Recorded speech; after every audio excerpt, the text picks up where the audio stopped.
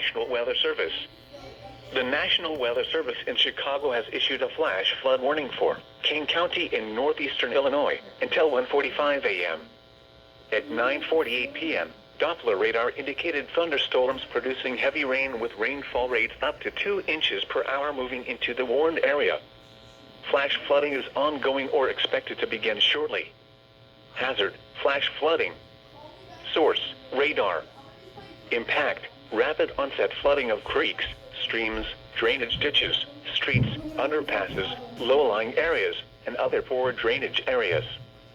Some locations that will experience flash flooding include Aurora, Elgin, Bartlett, Carpentersville, St. Charles, Algonquin, West Chicago, Batavia, Hunley, Geneva, Campton Hills, South Elgin, Montgomery, North Aurora, Sugar Grove, Pingree Grove, Boulder Hill, Gilberts, West Dundee, and Hampshire.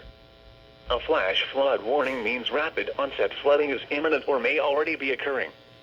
Persons along creeks, drainage ditches, and other waterways should take immediate precautions to protect life and property.